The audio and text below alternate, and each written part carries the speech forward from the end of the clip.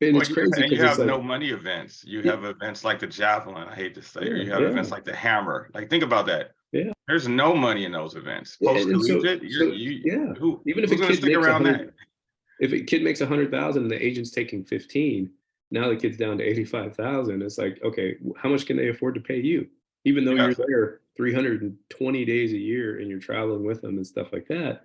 And so, you know, this whole system's just broken. You know, HSI had a great idea and concept with it where they pay coach, athlete, and agent and all that kind of stuff. And we like the coaches, if at the post collegiate level, need to get back together again. But you know, you're fighting over, you know, peanuts to sit that's the there and problem. get it because like, You're fighting, yeah, there's not enough, there's too many mouths to feed and not nearly enough mhm, money. yeah, And and it's like, you know, even so, it's like you don't want to take the money from the kid. They can't even live at a normal kind of thing. But I digress. You know, we could talk about this forever, and you know, we're getting away mhm, from kind of where that is. But you know, now currently, I'll kind of, you know, I went to the training center, was there for like 12 years. We were super successful, proud of what we did. I was able to coach 18 world and Olympic champion, Olympic medalist, winning medal athletes while I was there. Now I'm international, work with the Chinese, the Koreans, Indian, para, work with American para. I have only about 3 or 4 American athletes, a Guatemalan athlete too. And so I have MBA, which is my maximum velocity athletics.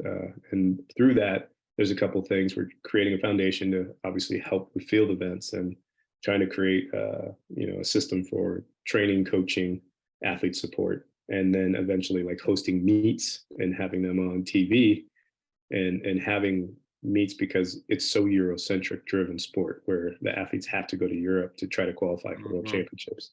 And so we're trying to get it so at least field event wise, we have 2 to 3 major meets at the gold level here in the States, which will help for qualifying. And just I'm trying to do it independently, not through USA Track and Field, not through USATF Foundation, which is fantastic also. Just kind of doing it ourselves for and getting it up early and getting support and making like a festival out of it where you know have food trucks and music, a DJ, and Mhm. highlighting field events and yeah, doing it in a short window, but I you know producing it and helping to produce it to where we take the meat, delay it for you know maybe a day or whatever, and really put it together and do it right. And I think a lot of people would watch that and it would be 2 hours you know reproduced delayed and you know people yeah they're going to find results and stuff like that but I think they're still going to enjoy watching the product you know I don't know if it's hours you know it's something that you know we're going to work on and I'm really excited about it and so Yeah. but that's kind of where I'm at now and just you know and it's sad because you know I'm at a crossroads too from an American point because you know international I get supported well and the Americans don't get supported and it's the same conversation of do I bring an athlete in who can't you know even though I think they could be a potential athlete but they can't afford to pay me and even if they win that medal they still can't afford to pay me and Yeah. so that's really the crossroads, and that's hopefully why we can get funding through the foundation, so that it gets taken care of.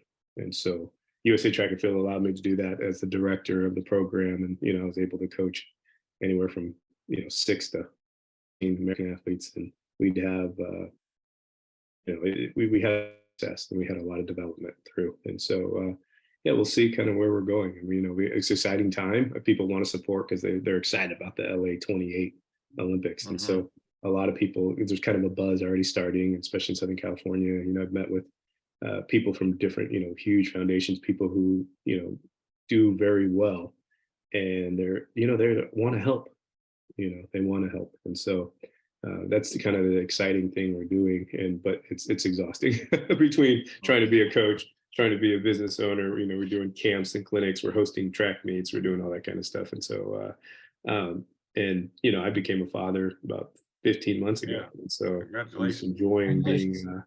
yeah thank you I mean just enjoying girl dad